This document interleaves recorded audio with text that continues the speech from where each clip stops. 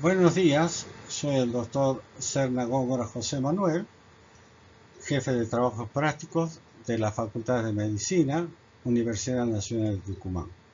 Hoy vamos a continuar con los pares craneales 5, séptimo y octavo.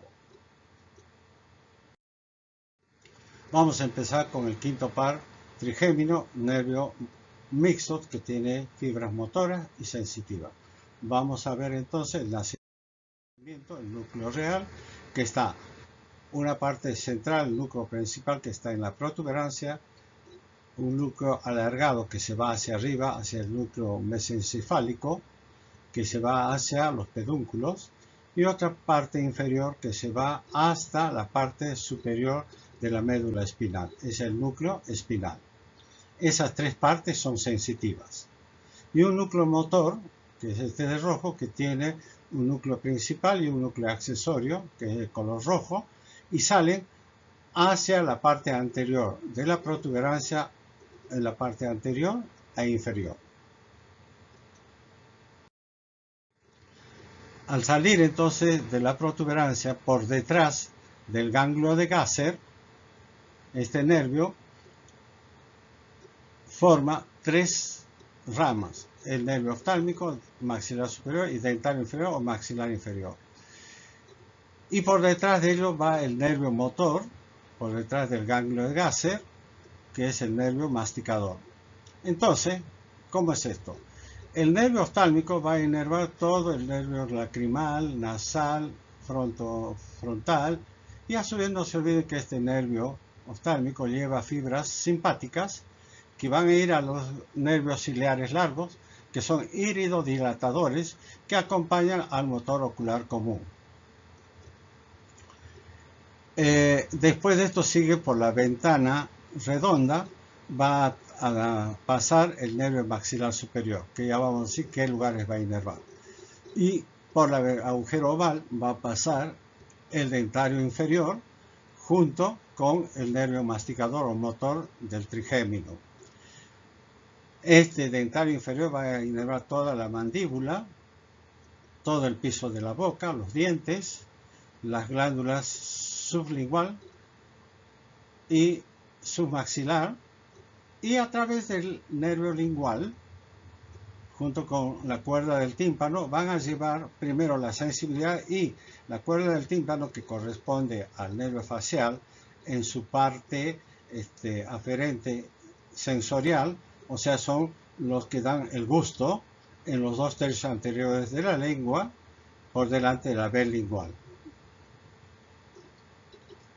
Y este nervio motor va a inervar todos los músculos masticatorios, elevadores y descensores de la mandíbula, que ya lo vamos a nombrar enseguida.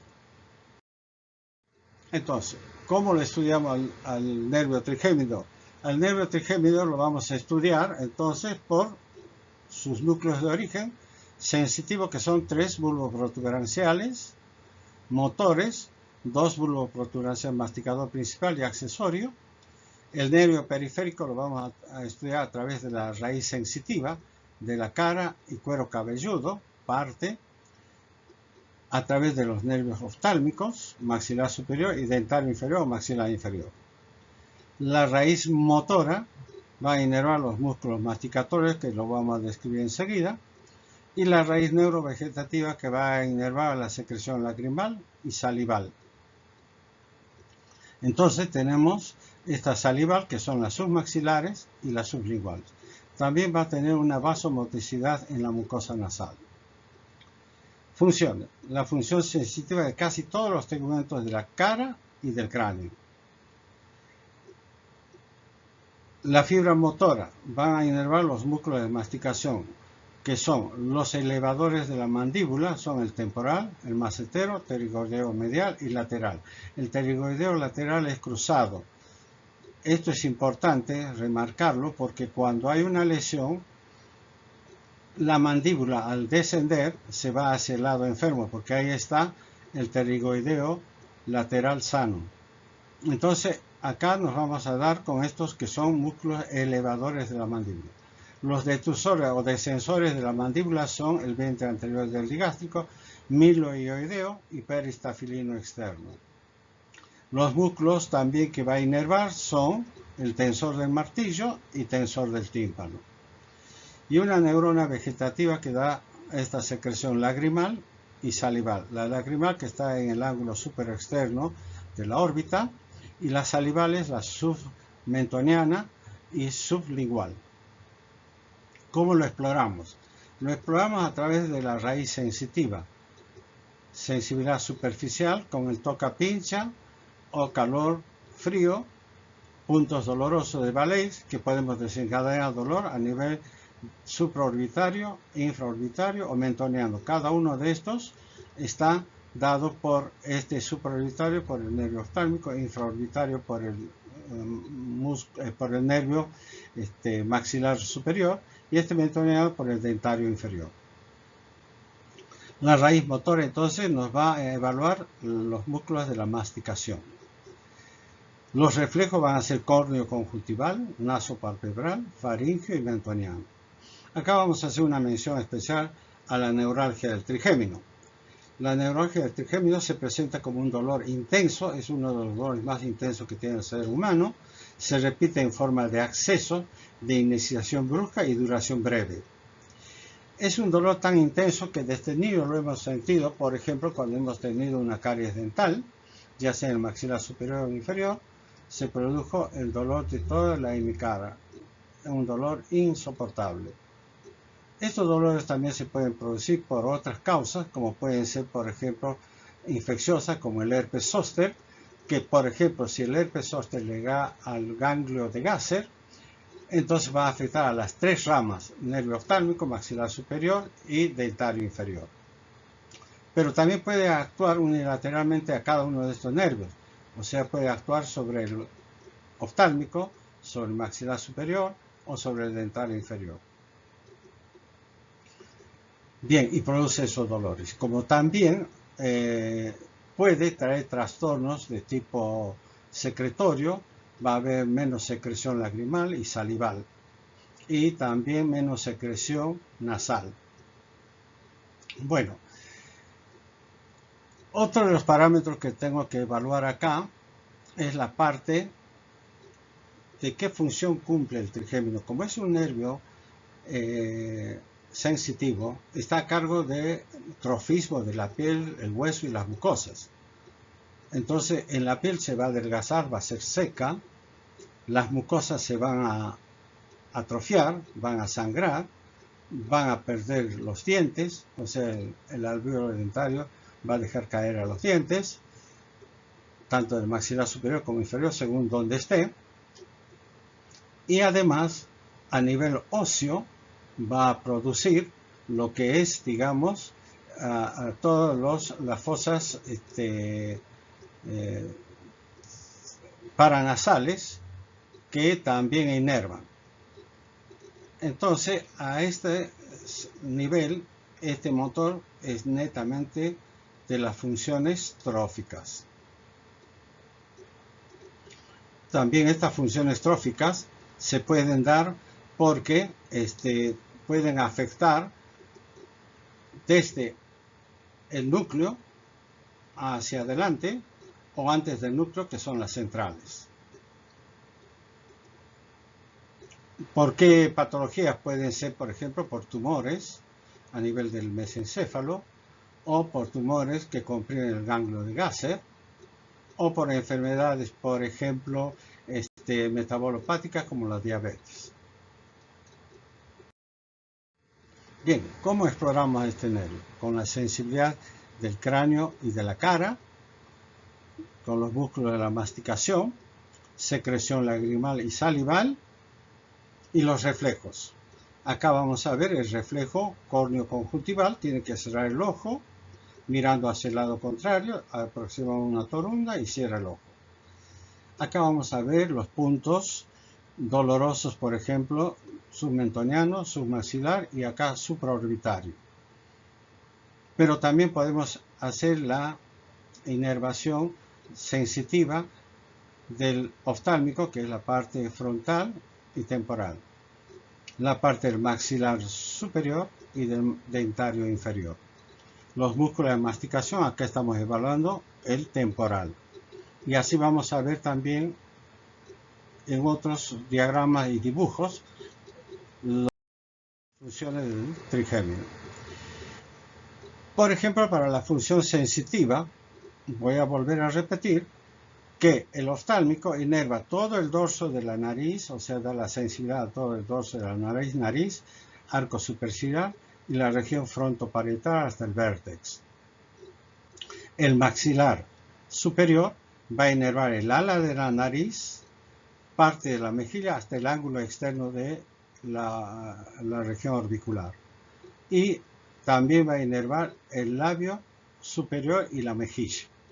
Y por dentro, todo lo que es, digamos, la parte de las mucosas, la parte de toda la sensibilidad del paladar blando y duro y de todos los senos paranasales. Va a dar también a su vez una rama en el lacrimal que está acá ubicado en el, digamos, en el arco superciliar superolateral. ¿Cómo lo evaluamos? Esto, por ejemplo, que están viendo acá es el TOCA. Con este cepillo también el TOCA. Podemos hacer con un objeto punzante como un alfiler, pero lo puede lastimar. Entonces, proponemos que puede ser, por ejemplo, con esta tanza. Como están viendo acá, es el pincha, que no va a lastimar la piel. Una tanza gruesa y lo tocamos como pincha. Entonces podemos hacer por región oftálmica, maxilar superior y dentario inferior. También podemos hacer con el frío-calor en toda la región oftálmica, maxilar superior y dentario inferior. Acá vamos a evaluar los músculos de la masticación. En el primer dibujo habíamos visto que evaluaba el temporal. Acá estamos evaluando el macetero. Decimos al paciente que cierre la boca y apriete los dientes. Y vamos a ver cómo se tensa el macetero. Y vamos a ver cómo está el tono. Y si aumenta el tono y contrae bien, tienen que ser iguales. Entonces está bien los músculos macetero y temporal. Pero si uno de ellos está más hipotónico, entonces está mal ese lado del facial. Eso sería el correspondiente al trigémino del maxilar superior. ¿Está?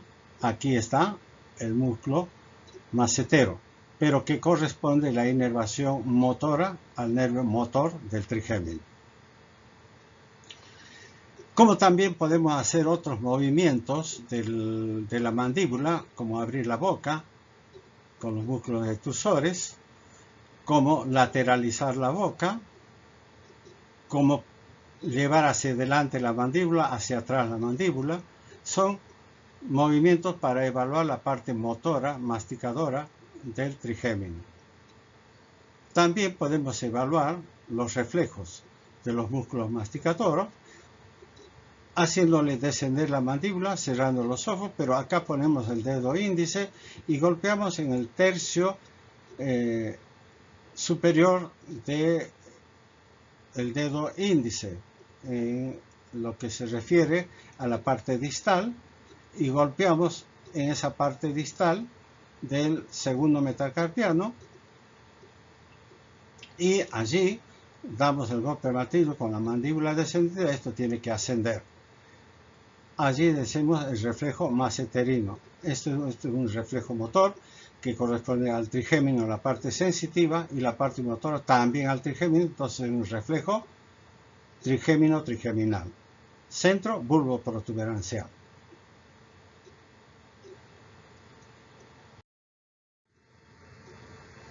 Entonces vemos acá cómo hacemos descender la mandíbula, cerrar la boca, lateralizar la boca, llevar hacia adelante o hacia atrás. Vamos por el séptimo par craneal, nervio mixto, que lleva fibras sensitivas y fibras sensoriales, como es el gusto.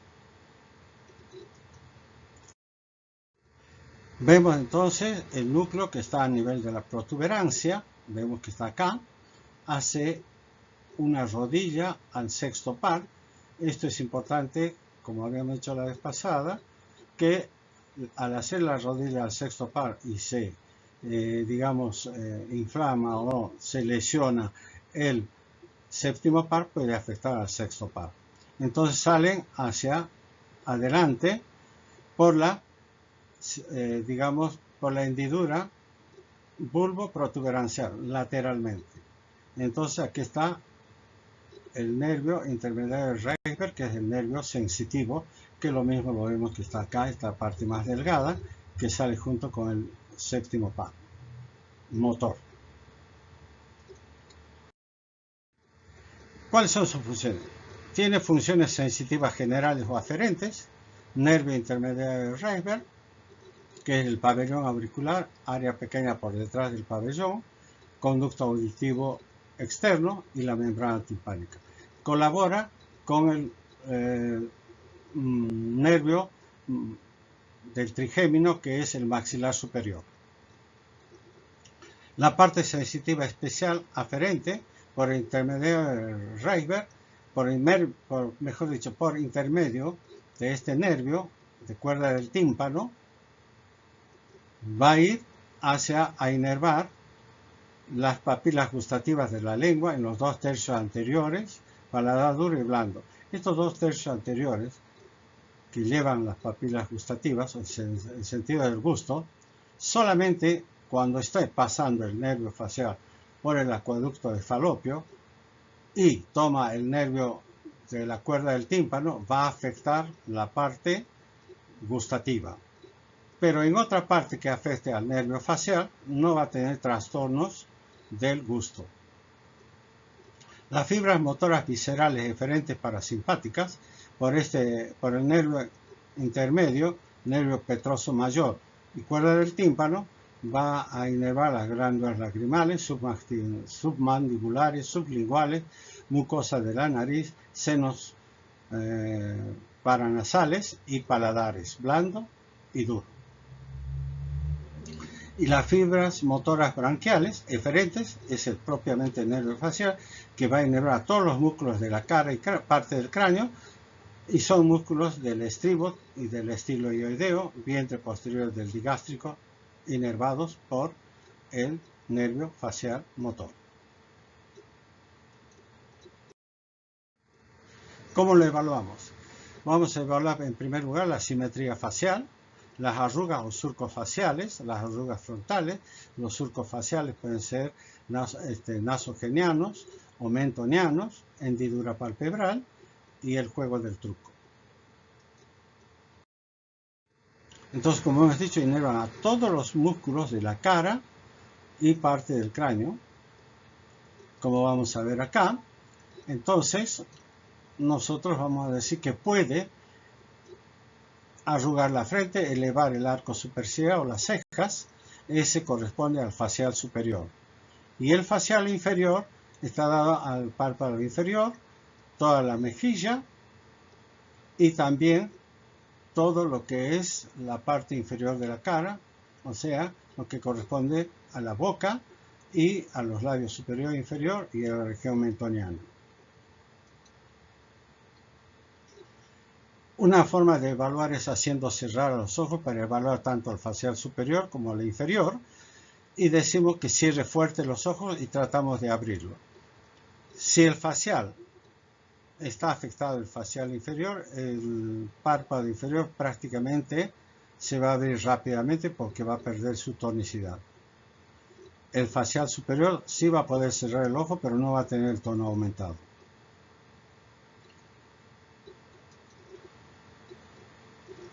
Entonces podemos decir que las funciones del facial inferior son, digamos, mostrar los dientes, abrir la boca, sonreír y ver cómo la boca puede llevar para un lado y otro lado, etc. Pero cuando tenemos una afección central, realmente el que se afecta más es el facial inferior. Ya vamos a explicar por qué. Porque el facial inferior entra en pareja porque tiene doble inervación. Por eso puede elevar la ceja y arrugar la frente. puede abrir y cerrar los ojos.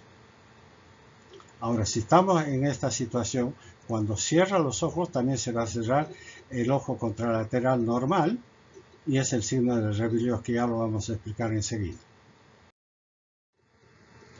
Entonces, acá, si hacemos cerrar el ojo afectado, se va a cerrar también el ojo sano, es el signo de Rebelios. Cuando cierra el ojo enfermo, cierra simultáneamente el ojo sano. Acá el facial inferior va a mostrar los dientes, silbar, soplar, proyectar los labios, llevarlos hacia uno y otro lado y contracción del músculo cutáneo también. ¿Cómo hacemos esto? Le hacemos que el paciente baje la cabeza y descienda la mandíbula. Nosotros lo vamos a poner con la mano y vamos a hacer en sentido contrario, o sea, vamos a elevar a la mandíbula y ahí se va a ver la contracción que va a hacer del músculo cutáneo. Si uno de ellos está mal, va a ser más hipotónico que el lado normal. Acá está el juego del truco, que tienen que hacer: fruncir la boca, sonreír, soplar, dar un beso, mostrar los dientes, cerrar los ojos. ¿Qué patologías tiene el nervio facial? Tenemos una patología periférica y una patología central. ¿Cómo son? Cuando se afecta a nivel periférico el facial, se afecta toda la hemicara y el ojo afectado se va a elevar el párpado y va a ser un lagostalmo. ¿Por qué se eleva el párpado? Porque está inervado por el tercer par craneal que no se afecta, entonces se eleva el párpado, el tono de ese párpado está dado por el elevador del párpado, por lo tanto lo va a abrir y el tono de los orbiculares va a estar disminuido, por eso va a entrar en lagostalmo. Y toda la hemicara prácticamente va a entrar en flacidez, en parálisis. En cambio, si es central, va a afectar mayoritariamente al facial inferior, desde el párpado inferior hasta el mentón. Toda esta parte se va a afectar, menos la parte superior que va a entrar en paresia, que habíamos dicho que tiene doble inervación. Eso lo vamos a determinar acá. Nacen a nivel de la corteza, bajan por toda la cápsula interna y para llegar al tronco cerebral donde tiene que decusarse, manda ramas de fibras contralaterales, que son dos. Una es ipsilateral, que viene de este mismo lado, y al contralateral del lado. Entonces esta ipsilateral y contralateral inerva la parte superior, o sea, lo que estamos hablando, la frente y el orbicular. Acá está el nervio facial, ipsilateral y el contralateral, que es este. Entonces va a inervar la parte superior del facial y este únicamente solo va a inervar la parte inferior del facial. ¿Cómo lo vamos a representar? Esta persona puede arrugar la frente, elevar las cejas y es cuando se afecta parcialmente el facial superior, pero se afecta totalmente el facial inferior. En un principio entra en flacidez y la parte normal lo va a llevar hacia el lado normal, a la cara, donde se van a perder los surcos nasogenianos, mentonianos. Pero cuando entra en la fase de espasticidad, se va a enderezar la cara y casi va a ser imperceptible la desviación de la cara y se van a pronunciar mucho más los surcos nasogenianos y mentonianos. Con lo cual, entonces, en la parálisis central conserva la función de la musculatura frontal, conserva el reflejo corneal, o sea, cierra el párpado, y da parálisis de la mitad inferior de la hemicara.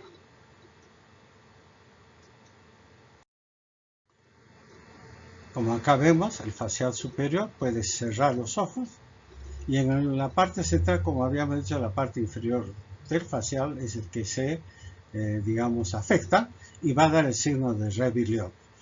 ¿Qué es eso? Que cuando cierra el ojo enfermo, también se cierra simultáneamente el ojo sano. Acá vamos a ver una lesión a nivel periférica, es decir, que va a afectar al facial superior y al facial inferior. Por lo tanto, la cara va a entrar en parálisis, tanto el facial superior como el facial inferior. Y aquí está, no va a poder elevar las cejas, va a estar en lagoftalmo, y el párpado inferior también desciende mucho más, se tosa y se pierde el conducto lacrimonasal que viene desde afuera, por la glándula lacrimal, pasa las lágrimas para, digamos, lubricar el ojo y entra en el conducto lacrimonasal. Pero al tosarse eso, este conducto lacrimonasal se pierde y por lo tanto pierde las lágrimas y a eso le llamamos epífora. Pero no es una verdadera epífora, es la secreción lagrimal normal que está cayendo por la mejilla. Entonces, no puede cerrar los ojos, no puede mover los músculos de la mejilla, no puede sonreír y va a perder la motilidad de los labios, se va a desviar hacia el lado sano. Esa es la parálisis periférica. Como acá vamos a ver, por ejemplo, este lagoftalmo en la hemicara derecha.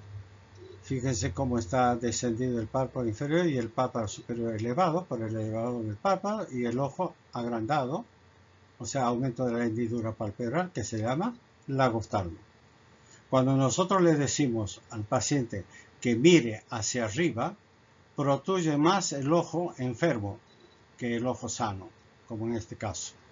Es el signo de negro. Y cuando le decimos al paciente cierre los ojos, la córnea se va mucho más atrás, se eleva y se va más hacia atrás y nos deja ver la esclerótica, el signo de Bell. También a la parálisis periférica se le llama parálisis de Bell. Acá el signo de negro que excursiona más del ojo enfermo y cuando silba se abomba el bucinador paralizado y la boca se desvía hacia el lado sano. Entonces el reflejo trigémino facial acá no va a poder ser. ¿Por qué? Porque si este lado se afectó, no va a poder cerrar los ojos, o córneo conjuntival también. Y como vemos, también inerva la parte gustativa, los 2/3 anteriores de la lengua. Al paciente se le pide sacar la lengua, que cierre los ojos y con una gasa tomar la punta de la lengua y con un hisopo vamos a embeber los 4 sabores que conocemos, que son el salado, agua con sal, el dulce, agua con azúcar, el amargo, la quinina y el ácido, la vinagre. Entonces lo hacemos percibir a los bordes de la lengua y debe percibir el color salado, dulce y si lo percibe, como está con los ojos cerrados, le decimos que abra y nos señale qué gusto percibió.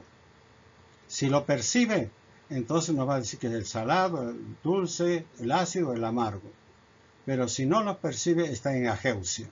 Y podemos tener varias variedades. Hipogeusia, que es disminución del gusto, y ageusia, disminución, o sea, no tiene gusto. Es total. Bien, vamos por el octavo par, también es un nervio mixto, es el nervio estatoacústico y vamos a estudiarlo de esta forma. Este nervio estatoacústico que nace a nivel de lo que es el surco bulboprotuberancial lateral va a entrar a través del conducto auditivo interno y va a salir este nervio a la par del nervio auditivo. Va a la par del nervio facial. Este nervio facial va a pasar por la mitad entre el caracol y el órgano vestibular, por el medio. Se va a dirigir hacia la caja timpánica y va a salir por el conducto estilomastoideo. Pero acá nosotros, como son fibras sensitivas netamente, vamos a ver el nacimiento vestibular a través del caracol, perdón, de los conductos semicirculares, tanto que son anteriores, horizontales y laterales, que van a tener unas dilataciones ampulosas que van a formar el utrículo y el sáculo y el ganglio de Scarpa. En cambio, la parte coclear, que es la parte para percibir los sonidos, van a formar el ganglio de Corti, que es la primera neurona, al igual que el ganglio de Scarpa, y van a ir al surco bulboprotuberancial.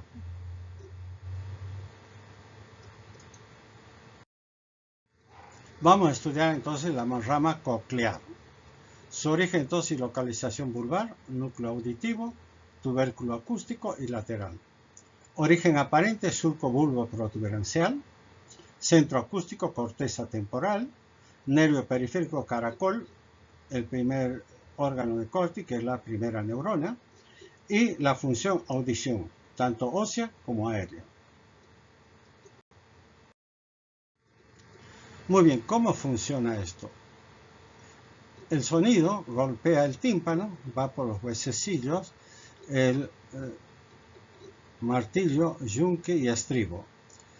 Golpean a la ventana oval y esta perilinfa se va a trasladar por el caracol, va a dar la vuelta a este color rojo y va a entrar a lo que nosotros llamamos la punta, que es el helicotrema, y se va a dirigir por lo que nosotros vamos a conocer la otra parte del caracol, la parte externa, porque por este conducto auditivo interno se va a ir y va a desembocar en la ventana redonda. Y este otro que es también que está a nivel y se llama la rampa vestibular, es esta, que va a ir por la parte externa y va a la ventana redonda. Entonces tiene tres partes. Una que golpea la ventana oval y va la perilinfa hasta el helicotrema, que es la punta de la rampa coclear, que es este azul, y va a la ventana redonda. El otro, la otra perilinfa, que está en la parte externa, es este color naranja, que también va hasta ese lugar. Bueno, entonces, ¿cómo es esto? Acá está formado el caracol y aquí está formado la parte de los conductos semicirculares, uno anteroposterior, otro horizontal y otro, digamos, vertical. Entonces esto es para los tres planos del espacio. Entonces anteroposterior, horizontal y sagital. Estos son los que van a mover, y acá en la parte externa lo vamos a ver, que está dentro el oído interno, que acá va a tener una membrana tectórea que de acuerdo a la posición de la cabeza va a estimular a estos cilios, y estos cilios a su vez se van a despolarizar formando un estímulo nervioso que van a ir al ganglio de Scarpa o de Corti. Entonces el sonido al golpear va a golpear el conducto auditivo interno a través de la rampa timpánica. Esto al estimular, por ejemplo, vamos a ver acá, entramos por el caracol y llegamos hasta el helicotrema y va a golpear en esta parte azul, como es esta, que es el conducto auditivo interno, y en alguna parte de la membrana del conducto auditivo interno va a golpear. Por ejemplo, si golpea en la parte superior, es una membrana ancha y suelta que sirve para los oídos de baja intensidad o de onda larga. Y en la parte inferior está la membrana corta y tensa, que es para la alta frecuencia, ondas cortas. Ahora, si el sonido puede ser, por ejemplo, de un solo tono, puede golpear acá en la parte inferior y nos va a llevar ese estímulo, como hemos dicho acá, hasta el ganglio de Corti. Y si el estímulo sigue, en algún momento se tiene que frenar. Entonces, esta parte externa que habíamos dicho va a desembocar en la ventana redonda, donde va a descomprimir eso, porque si no el oído se lesiona. Muy bien. Entonces, la vía auditiva tiene receptores, las células ciliales. La primera neurona forma el ganglio de Corti. La segunda neurona, los núcleos cocleares del tronco encefálico. Y la tercera neurona va a cumplir varias funciones, como vamos a ver acá. Va hacia la protuberancia con los núcleos que van a ser un anterior y un posterior, y van a ir a estos núcleos donde va a estar la segunda neurona, son los núcleos olivares superiores, uno para cada lado, y van a su cuarta neurona, esto sería la tercera neurona, y a la cuarta neurona, que es el cuerpo geniculado medial del tálamo. Acuérdense del cuerpo geniculado externo del tálamo, que es para la vista o segundo par craneal. Ahí forma la cuarta neurona en el cuerpo geniculado medial. Y de allí se va a ir a la región auditiva primaria, que es que está más en gris, y la región auditiva secundaria. En la primaria se percibe el sonido y acá se lo reconoce al sonido. Es el área auditiva secundaria. ¿Cómo lo evaluamos? La rama coclear, una manera grosera de evaluar es hablarle por atrás y veo si escucha. Otra, acerca el reloj con los ojos cerrados y veo si escucha. Los relojes de ahora son electrónicos y no tienen el tic-tac. En cambio, este reloj, que les voy a mostrar aquí, ahí está, perdón. Este sí tiene tic-tac, y si lo acerco al oído, voy a escuchar el tic-tac. Esa es una forma de evaluar la audición de la rama coclear. También puedo cuchicharlo o tener una campanilla de teléfono o timbre. Otras pruebas específicas utilizando el diapasón. ¿Y qué es el diapasón? Es esto. Esto que están viendo ustedes, el diapasón. Entonces yo puedo hacerlo vibrar y ponerme en el vértex. Y debo percibir por los dos lados iguales la vibración. Entonces eso se llama la prueba de Weber. El diapasón, cuando vibra, lo normal es que se vaya a ambos oídos. Pero si el Weber se lateraliza y la vibración se va al lado enfermo, vamos a decir que la vía, digamos, de lo que es la parte no nerviosa u ósea, sino la parte de sonido, está mal. La prueba de Rinner es aquella que nosotros hacemos el diapasón, ponemos en la región mastoidea, ¿sí? Cuando dejamos de percibir las vibraciones, acercamos al oído y debemos de escuchar el zumbido. ¿Qué pasa con esto? Si es normal, vuelve a escuchar el sonido, entonces la transmisión aérea está conservada. Si es patológico, cuando no ocurre así, es señal de que la conducción ósea está bien y la aérea está mal. O sea, tiene compromisos del oído externo y oído medio. Como resultados puede haber una hipo o anacusia o sordera. Otra exploración, la prueba de Schwartz. Diapasón sobre la apófisis mastoide y mide el tiempo que dura la percepción o la vibración por parte de la mastoide enferma. Si dura más de 10 segundos, se dice prueba de Schwartz prolongado. O sea, vamos a hacer de esta forma, el diapasón lo colocamos en la región mastoidea y vemos cuánto dura esa vibración. Puede ser que dure más de 10 segundos, entonces estamos diciendo que es un Schwartz prolongado. Por consiguiente, en el oído enfermo de la vía aérea tenemos Weber lateralizado hacia el lado enfermo, Rine es negativo, no escuchamos las vibraciones, y el Schwabach es prolongado, o sea, más de 10 segundos, y por lo tanto no percibe el tic-tac del reloj. Si está enferma la vía ósea, el Weber se dirige hacia el otro lado de la lesión. El Rine es positivo porque lo va a escuchar por la vía aérea, el tímpano está bien, y el Schwabach es acortado. Esta se concluye con una otoscopía y una audiometría. ¿Por qué decimos vía ósea? Porque también el sonido puede repercutir en la parte ósea.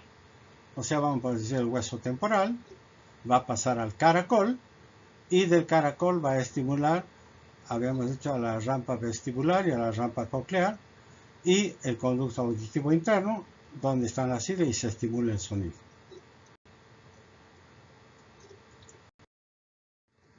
Aquí está la prueba de Weber, debe ser normal en los dos lados, o sea, las vibraciones se producen en cada oído, y la de Rine, después de percibir acá en la posmastoides, lo damos, deja de percibir, digamos, la vibración y ponemos en el oído y vamos a escuchar el zumbido. Eso es Rine positivo. Si no lo escucha, es Rine negativo. Aquí está. El Rine, después de que dejó de percibir en la posmastoide, ponemos en el oído y debe escuchar las vibraciones. Vamos a estudiar la rampa vestibular. Núcleo de origen, localización vulvar, piso del cuarto ventrículo, núcleo de Deiters y Becher.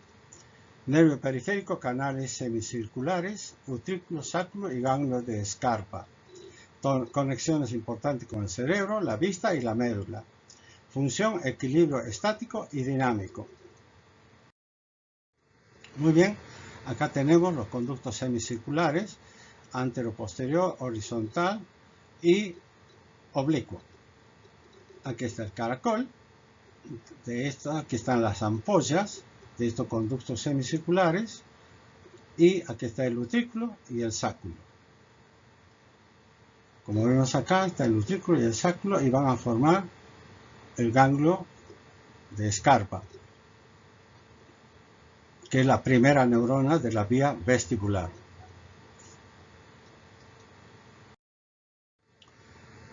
¿Para qué sirve entonces esto?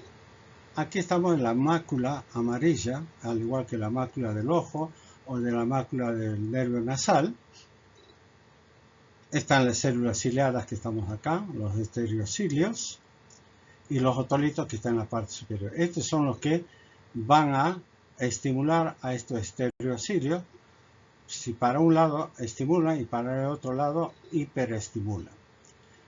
Acá se va a ver la despolarización, se va a poner en un componente eléctrico que se van a reunir todas y van a formar el ganglio de Scarpa a través del choque de los otolitos. Primero van al sáculo,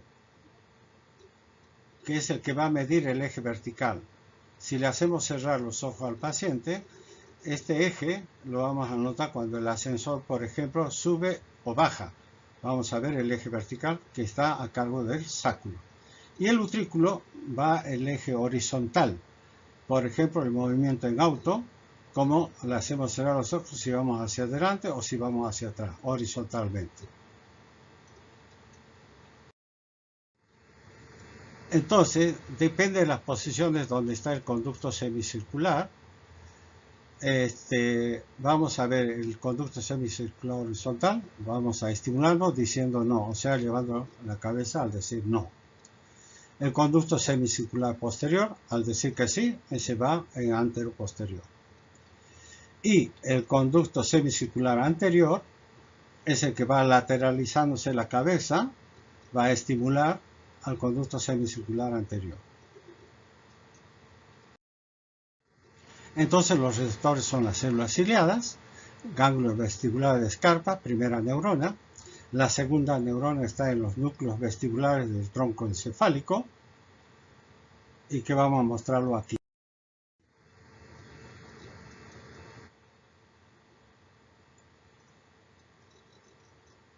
estos núcleos pueden ser 4.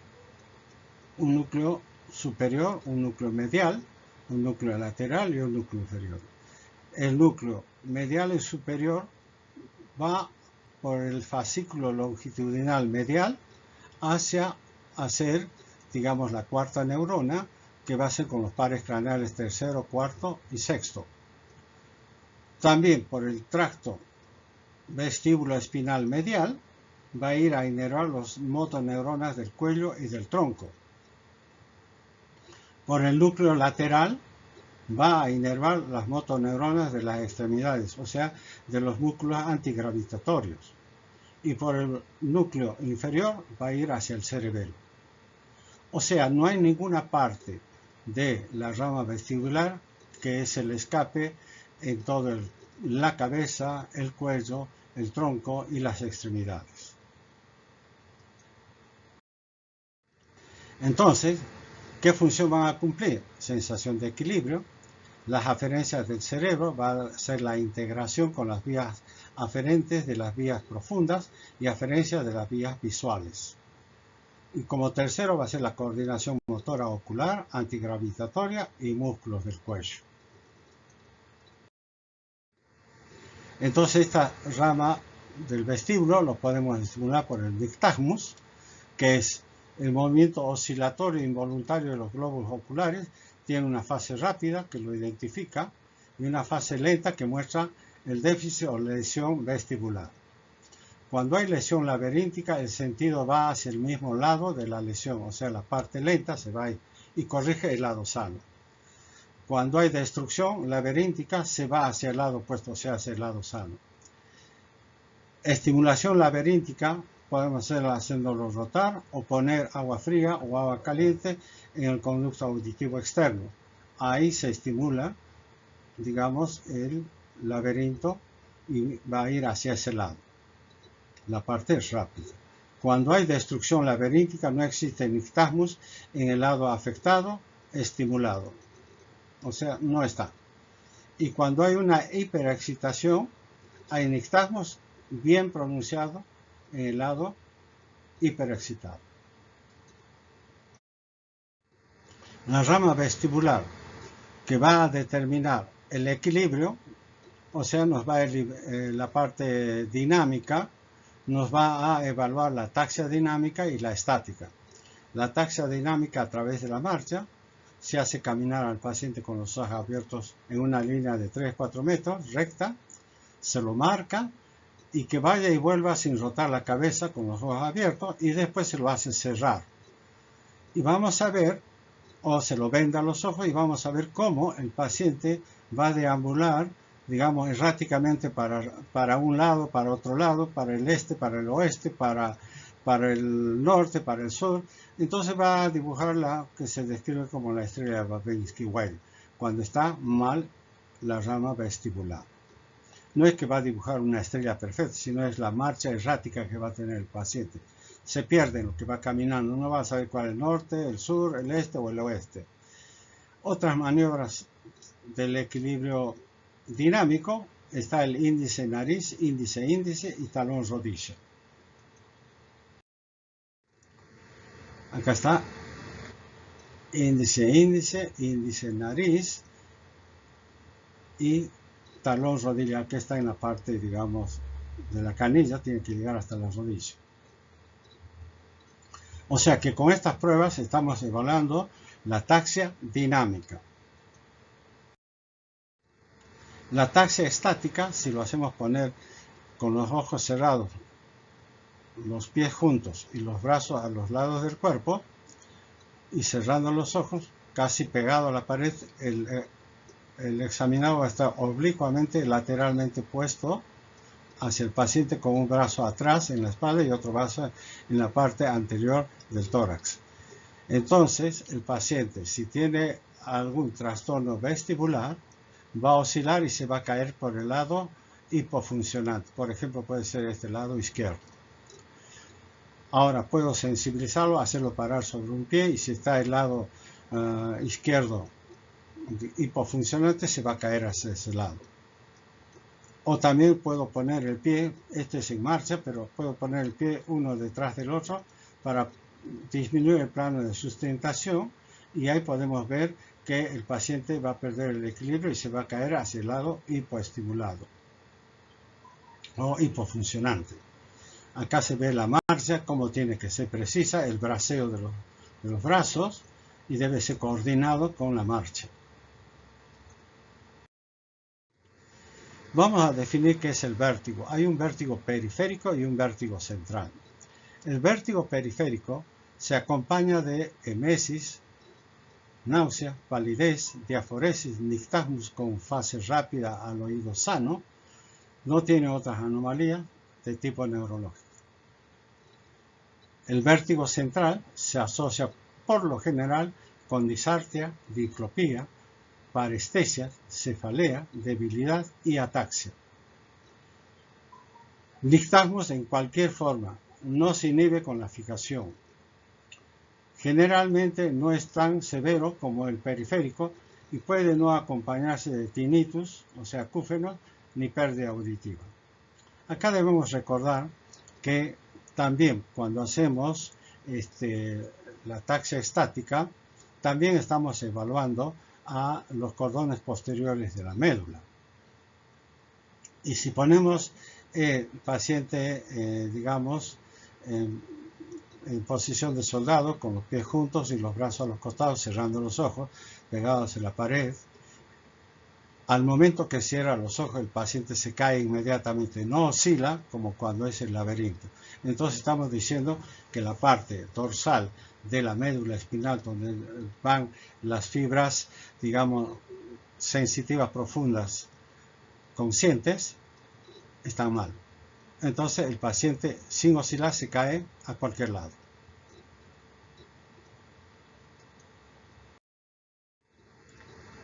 Acá tenemos un trastorno también que podemos decir que cuando se está en el utrículo o el sáculo, los otolitos, entonces empiezan a tener vértigo, el vértigo paroxístico benigno, que da sensación de mareo. Entonces el paciente se puede caer. Entonces que el médico puede hacer rotar la cabeza antero-posteriormente, lateralmente, diagonalmente, para acomodar los otolitos donde tienen que estar, y de esa forma se pierde el vértigo. Esto es una de las cosas que se han olvidado los médicos de hacer. Muy bien, muchas gracias. Otro descansito y terminamos con los últimos pares craneales. Gracias.